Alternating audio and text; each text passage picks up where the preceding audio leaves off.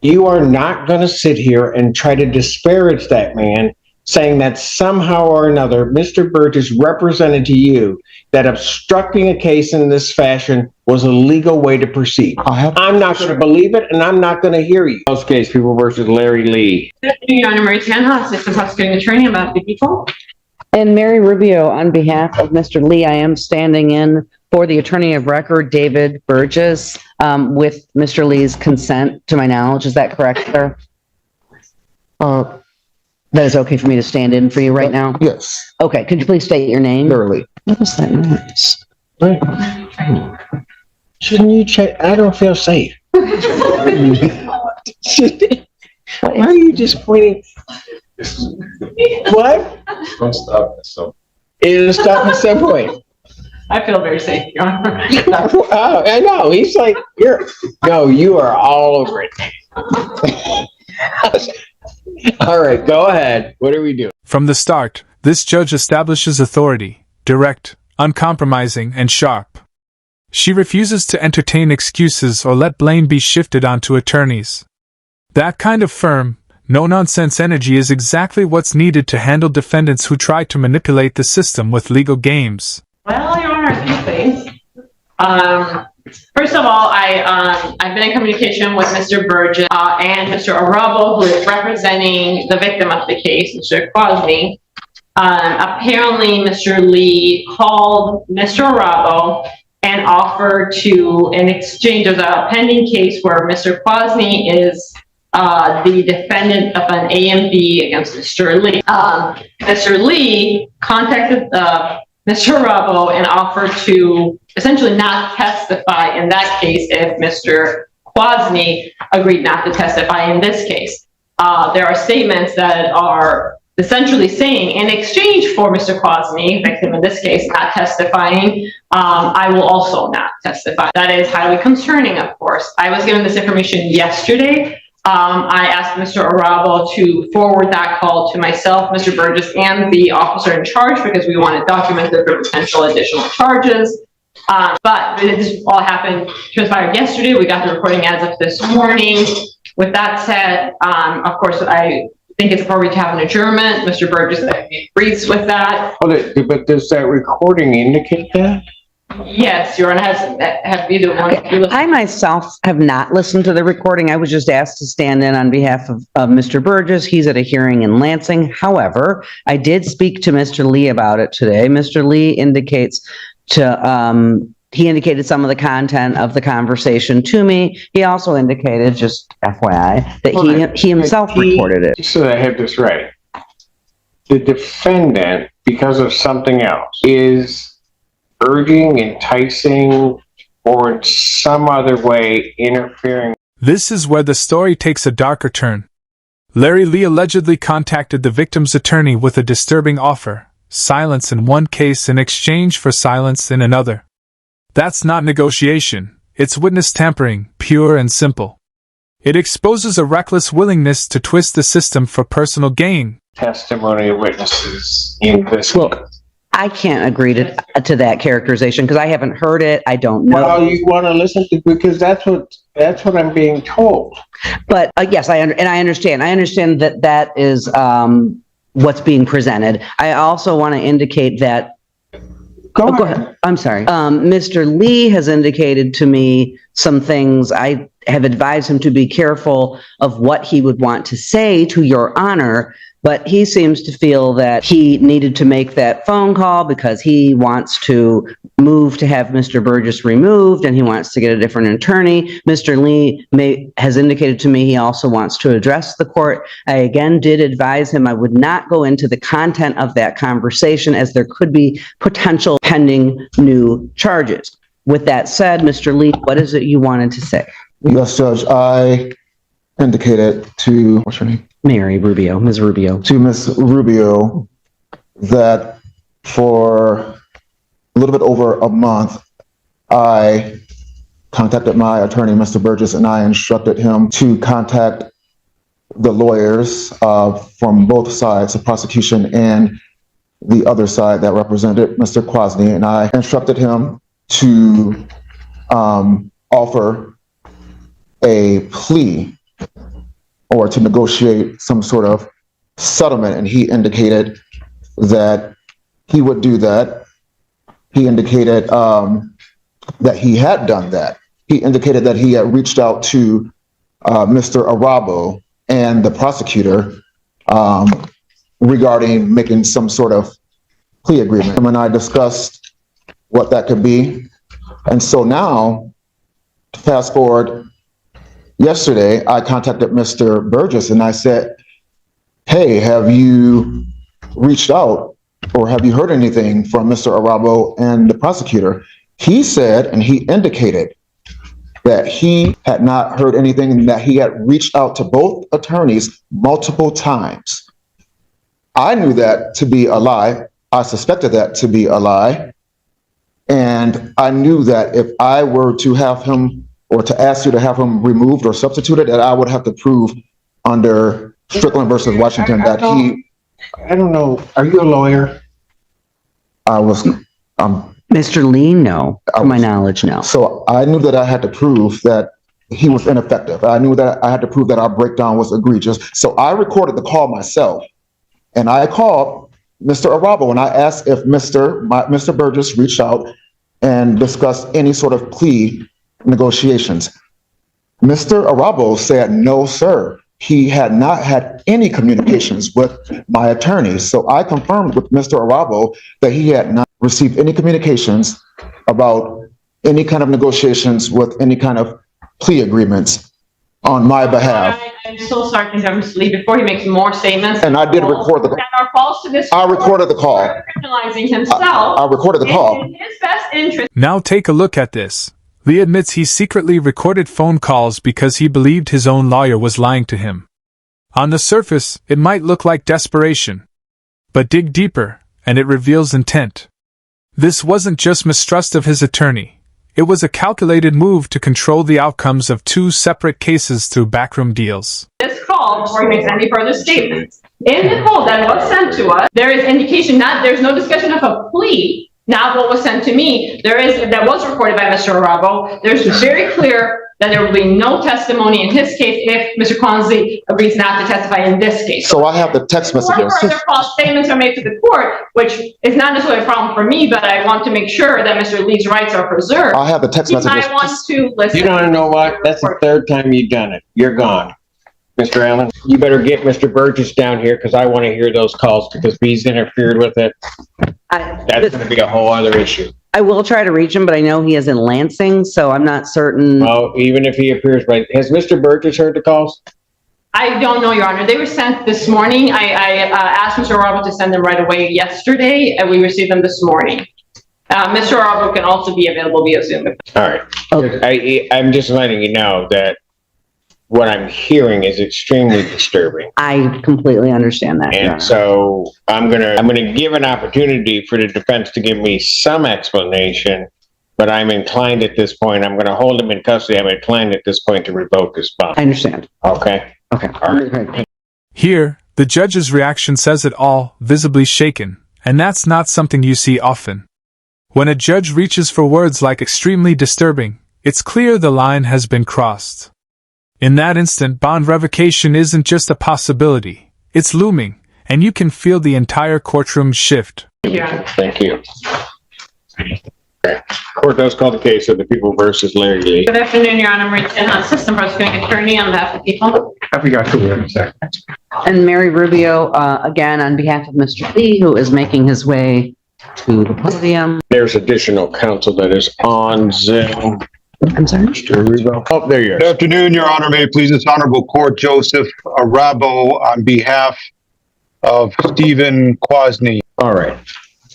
And I'm presuming everybody except the court has heard the phone call. What I heard was the recording the prosecutor gave me, which appears to be a less than 2-minute portion of a phone call. I think she would agree it's not an entire phone call. That's correct, Your Honor. It's what Mr. Arabo sent me, as well as Mr. Burgess and law enforcement as this morning. All right. And that portion of the phone call, as the court is to understand, is basically this defendant speaking with Is it directly with the victim in this case? No. No, Your Honor. Attorney. It's with Mr. Arabo, who's attorney for the victim. All right. And basically offering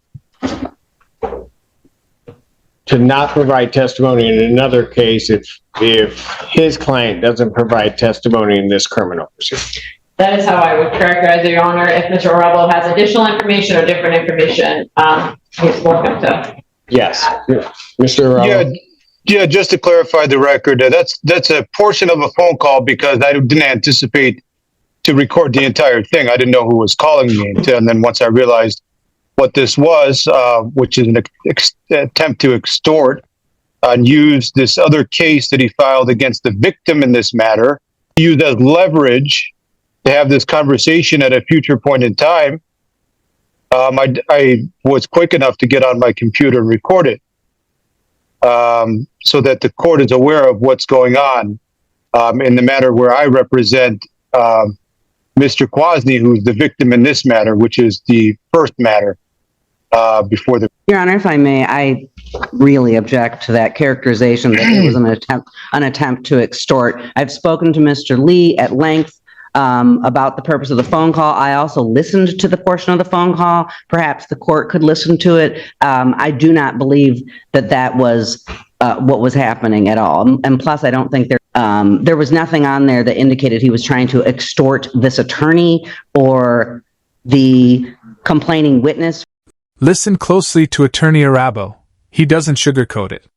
This wasn't a slip-up. It was extortion. Call it extortion or call it witness tampering. The reality is the same. Lee tried to pull the strings and play puppet master with justice. And that's exactly the kind of conduct courts will never tolerate. Frankly, what Mr. Lee has alleged to me is that he and Mr. Burgess have basically had a breakdown of communication, that he's spoken to Mr. Burgess multiple times, asking him to advocate on his behalf to the prosecutor as well as to this other attorney to try to come up with what he has called, not being a lawyer, using the words a settlement agreement or a plea negotiation. That's what he said to me.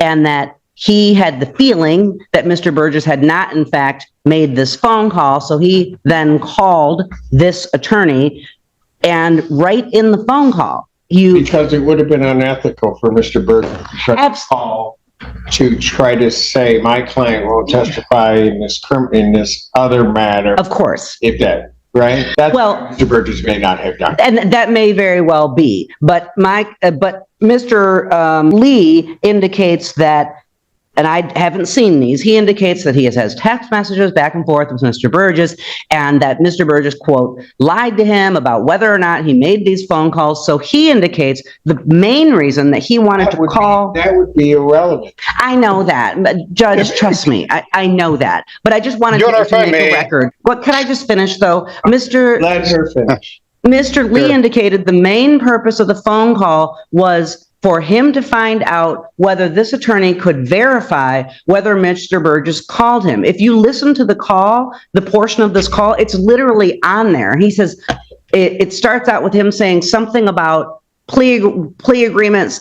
The call, it's interrupted. And I believe because counsel didn't realize he was going to need to record this. But anyway, it starts out with him, Mr. Lee, saying something about plea agreement, settlement agreement. Did Mr. Burgess call you to try to, see if I wouldn't testify and then your client wouldn't testify? Yes, he says that. But then he goes on to say, because my lawyer said he called you, and then this attorney confirms what Mr. Lee was trying to find out. And this attorney says, no. You see how easy it was to reach me. I didn't talk to anybody named Burgess. That's what he says. So I'm just indicating that Mr. Lee states that was the main purpose of his call, because he claims he wanted to come in here today and tell Your Honor that he did not want to have Mr. Burgess represent him anymore because he feels Mr. Burgess is lying to him. I'm just representing to you what Mr. Lee has told me. Your Honor, if I may. I'd like to say something. Thank you. Mr. Arabo, it's my turn. Your Honor. Because apparently that's how it works in this courtroom. Tana says it's her turn, so it's her turn. Go ahead, Miss Tana. Mr. Arabo's had some trouble with That's only because she's there and I'm not. Your Honor, I don't really, quite frankly, care what's going on with the client relationship with Mr. Burgess, or claims Mr. Roberts making about extortion. That's not something that people are going to get involved in at this stage. What I'm concerned about is there is a clear difference between a plea negotiation and two witnesses not testifying, one of them being Mr. Lee, the other one being Mr. Crosby, not testifying in exchange for something. And I agree that the court should just listen to the call rather than us going around. What's clear to me is that there is an offer to not testify in exchange for Mr. Quasney not testifying in this case before this court. That is what I'm hearing on that call. That is what's concerning. The prosecutor drives the point home. There's a vast difference between plea bargaining and witness manipulation. A plea takes place in open court, governed by rules and oversight. What Lee attempted was something entirely different. Shadowy backchannel dealing that strikes at the very integrity of the trial itself. Well, that's what may bring future charges. We're in the early stages. This needs to go to law enforcement. It has gone to law enforcement now, and we can follow up. Mr. Rupp. Your Honor, as you know, I'm a defense attorney. I think Ms. Rubio is really grasping at straws here to try to help her client. But here's what it is. It's not a plea. We heard her say plea. A plea means a reduction to something other than what he's being charged with, not a dismissal, which is clearly being indicated in this. Second, what's happened here is you could see clearly there has been a subsequent case filed. I don't know how this slipped between the cards, because in over 10 years of practicing, I've never seen something like this, where a victim turns into a defendant. What? During a pending case. Never seen anything like this. So Mr. Lee has done this intentionally so that he can one day use it as leverage to contact me or have somebody else contact me or whoever's representing Mr. Quasney so that he could use it as a negotiation tactic. And what he's engaged in is third-party communication to get through to Mr. Quasney in violation of his bond. That's number one. He's got a no contact order. Second, this is witness tampering. You don't want to call it extortion. Let's find something else. It is witness tampering. He's trying to tamper with Mr. Quasney using the leverage that he created. And I don't know if the prosecutor's office allowed this to happen. Somebody wasn't monitoring things properly, but this is what's happened. First ever time I've ever seen anything like this. And it needs to be handled. It needs to be handled. It's going to be handled. Okay. Can we listen to the call? Everybody Yes, listen to it already. Can somebody send it to Ms. Weidling, and I will then be more than happy to listen, or if there's an easier way for me to do it, I'll do it. Let's take the defendant back and or listen to the call. I give my decision. You have to go back. Okay, to you. I'll handle that. I think Miss Atkins on that. So bring me that. Court's going to stay in recess. Everybody can remain seated. Bring me. Pardon? Yeah. Yeah. Bring those two back, and then I'll turn it to the others here. All rise. Yeah. 14A District Court for County of Washington, State of Michigan is now back in session. The Honorable Judge takes that adjournment. You may be seated.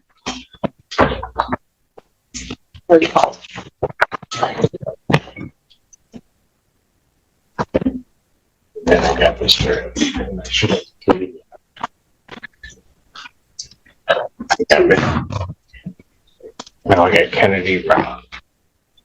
And got it. Yeah. Court does recall the case of the People's State of Michigan versus Larry Lee. Good afternoon, Your Honor. Marie Tenhouse, Assistant Prosecuting Attorney. I'm about people. And Mary Rubio on behalf of Mr. Lee, who is approaching. Get your name, please. Clearly. Okay. The issue is in this case that, first of all, we're adjourning the hearing. I believe we are. That was what I thought we were doing in the beginning. Well, it's got to stay before me. So. I know Mr. Burgess is already going to be here on July 1st. I just wanted to put that out there. Yes, but I'm not on the. Oh. I'm on the bench, but I'm not doing these. Okay. So. Set his preliminary examination July to defendant's request. So my next date is July 22nd, 2025. and that's another 12 p.m. start, because God, I love that. All right. With reference to bond in this case, I've listened to the recording.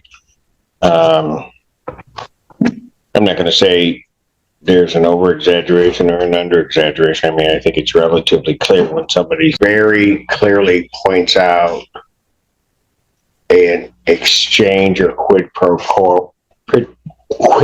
quo regarding me not testifying and this other person not testifying, and that is the exchange.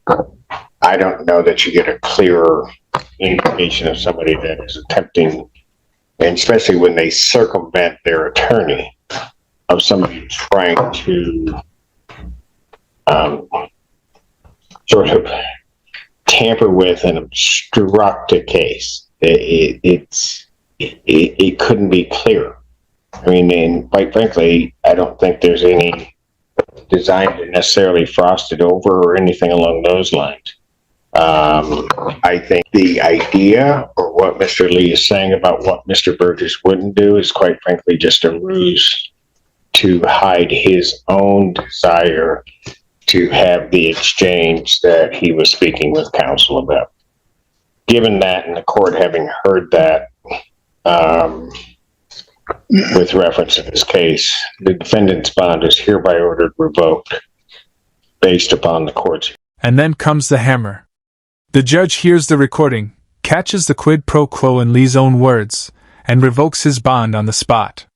It's a defining courtroom moment, justice asserting itself with no wiggle room, no escape hatch, just consequences. Bond violation. Your Honor, can I just raise two issues? Before all of this happened, Mr. Lee expressed to me and attempted to express to the court his, as I'm sure the court has gleaned, his displeasure with Mr. Burgess. So I do think there, given some of Mr. Lee's allegations against Mr. Burgess, it may be best if someone else is appointed to the case.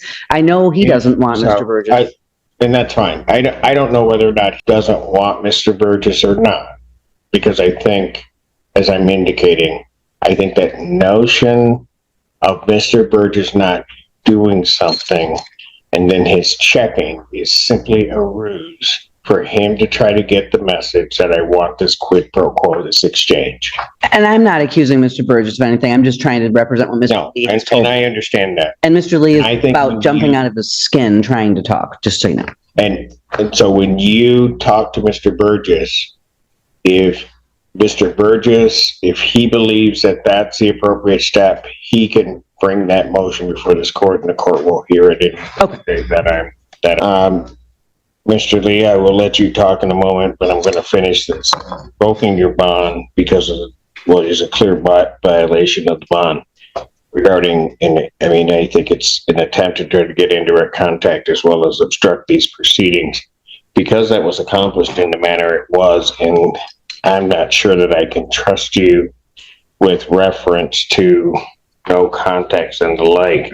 We're at least going to get through this. I am going to, subject to a hearing, defendant phone privileges for the jail are also revoked. What did you wish to say, sir? The thing that my substitute attorney here didn't convey to you was that I told her that I have the evidence with me in hand, that my attorney, Mr. Burgess, was the one that actually said that this was a legal way that we can go about it. And no, I'm not. You know what, Mr. You might as well stop right now. I have the text because no, I'm going to tell you.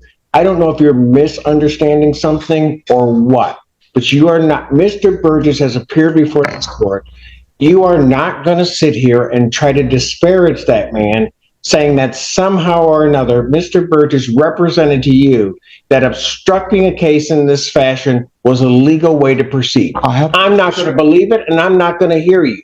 I'm not going to hear you. I don't know how do you not understand what I'm telling you? You've got that information and you think that's what it says. You get it to counsel and the court will take a look at it. But you're not going to sit here and disparage that man. It is. Lee scrambles to save face, pointing the finger at his attorney and claiming it was all part of a legal strategy. But the judge isn't fooled for a moment. She shuts him down so decisively it's almost painful to watch. This is what it looks like when manipulation collides with reality. Not gonna happen. I'm done. Bond revoked. Thank you, Your Honor. Thank you, sir. Appreciate your wait and patience. No problem, Your Honor. Are you still on the record? Pardon? I Are you am. still on the record? I'm not sure who this kid is or what he's capable of or what sort of messages he can get out to other people. But if the court could put a no contact order because somehow I've become a witness in this matter, I'd appreciate that. A no contact with you? Yep. I don't want to be contacted by any third parties. I want out of this thing and I want to be done with it. Didn't ask to be. I will add that no contact provision. And Get one of those, Your Honor? but counsel, why don't you let us know how you really feel? I know. All right. We'll I take think the care of that. courtroom And I'll add I that think the no courtroom's con- been I'll add through that enough no today. contact. Thank you. Appreciate Thank it. you, sir. Take care. Bye-bye. Thank you, sir. Finally, you can sense the exhaustion in the victim's attorney as he requests a no contact order simply to protect himself. And really, who could blame him? This entire circus reveals just how far some defendants will go to twist the system. But in the end, the court stood its ground.